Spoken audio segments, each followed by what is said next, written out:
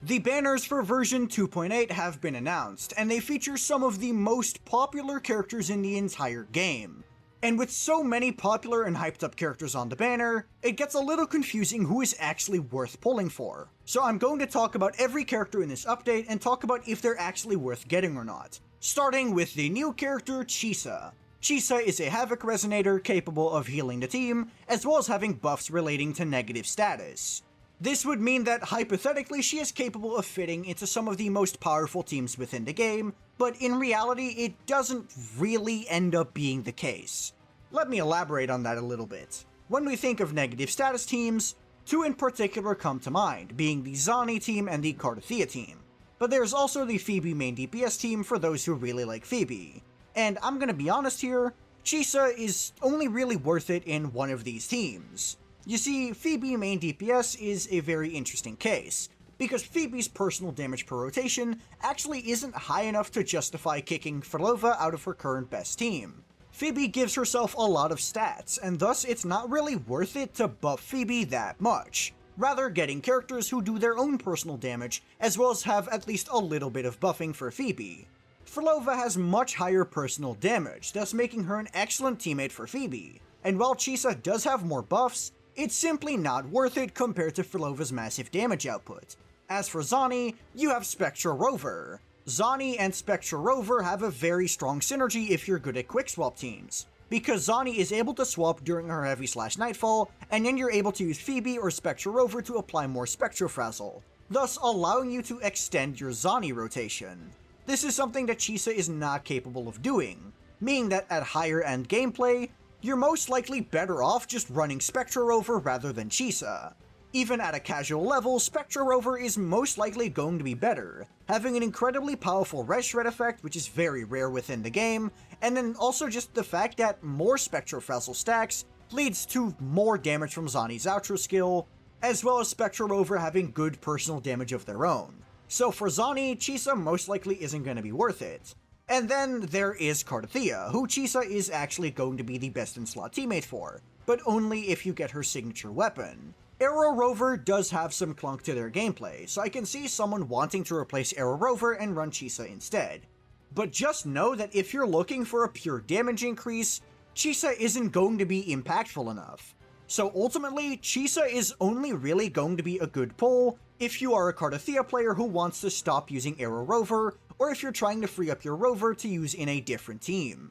And to me, that use case is simply too niche to justify giving her a rating any higher than B. That brings us to the second character running in the first half, which is Phoebe. Now, Phoebe is a character that I am quite the apologist for. When other people don't see strength in her, I do. But even then, it's undeniable that as a main DPS, Phoebe is no longer in the top tier. And while she is still solid, if you're expecting top tier level performance, Phoebe DPS is not what you're going to be looking for.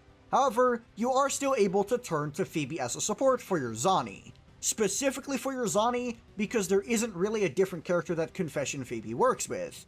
But she trades that for being an absolute necessity for Zani.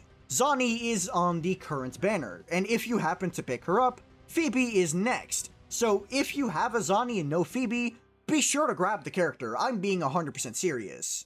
Phoebe applies the perfect amount of Spectrofrazzle for Zani's forte, as well as giving 10% Spectro Res Shred and 100% Spectrofrazzle damage amplification.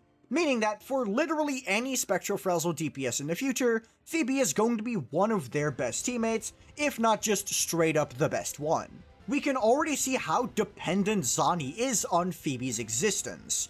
And that should be enough to prove Confession Phoebe's power when she's used in a team that actually wants her. But even if you don't have a Zani, Phoebe can still find her uses. She may not be a top tier DPS, but one advantage that Phoebe does have as a DPS is the sheer amount of characters she can work with.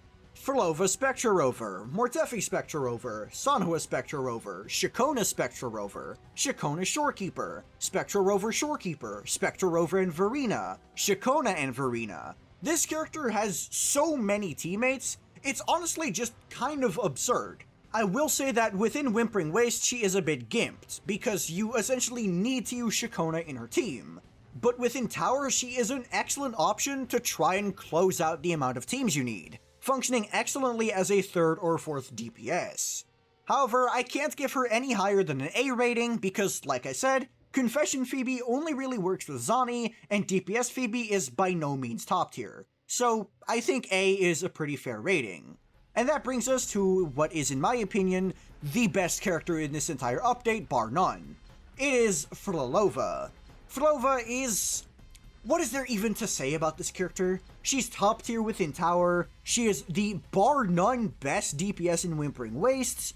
Even without her signature weapon, she can be very powerful, and even without her signature teammate, she can be very powerful. She can be an incredible buffer for all your heavy attack main DPS characters. I really don't know what to say about Phrolova that could possibly be bad. Oh sure, she really wants her signature weapon.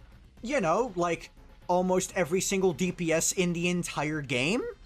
Oh, her on-field damage isn't actually that high. Well, that's what Hecate's for, because Hecate is entirely off-field. And because Hecate is off-field, that means Phrolova is doing damage 24/7. And 24/7 damage output is one of the strongest things you can have within Whimpering Wastes, which is what makes her so unbelievably powerful. Can you think of a negative for this character? Because I really can't. I'm really struggling to find any sort of scenario in which Phrolova is not worth getting. This is the second easiest S tier I've ever given in a pull value video, second only to the Shorekeeper.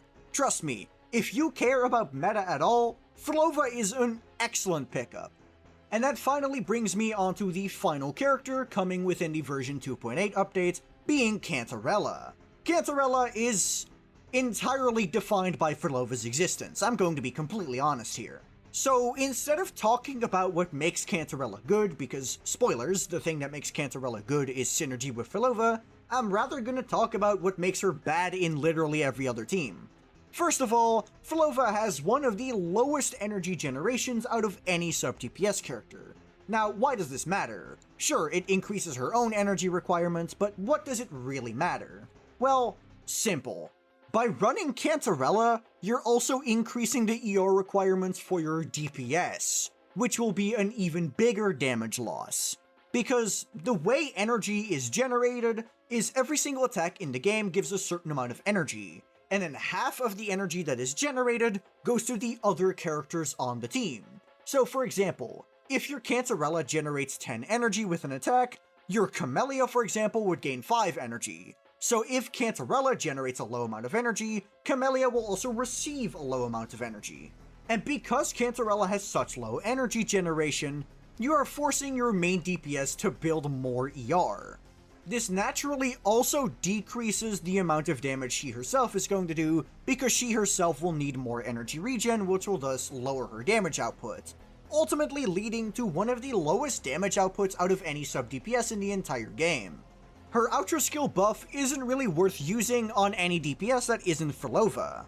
If you're trying to use the skill damage part of her Ultra skill, you'd rather just use Brant or Zhezha. Brant because of his higher personal damage, and Zhezha because she's able of giving extra energy to the main DPS, which is the exact opposite of Cantarella's issue. And if you're trying to use the Havoc damage part of it, don't bother with that either. You either have Don Jin, who has a faster rotation and higher buffs because of her S6, or you're able to, paradoxically enough, run Phrolova, who, while she does have a longer field time, also has way higher personal damage. So ultimately, Cantarella's entire existence is defined by how good Phrolova is as a main DPS, because there's really no reason to use her in any other team. But subsequently, because Phrolova is so powerful right now, I can't give Cantarella lower than an A, because Cantarella is one of Phrolova's best in slot supports. So I will be giving her A, just a bit below Phoebe, I feel. But that's just my opinion on the version 2.8 banners. Let me know what you think of them down in the comments below. And while you're down there, be sure to like the video and subscribe to the channel. Additionally, if you have any questions, you should join my Discord server, which is linked in the description. And if you just want to see more of me, you can check out my second channel, which is also linked in the description. But that'll be all from me. Peace.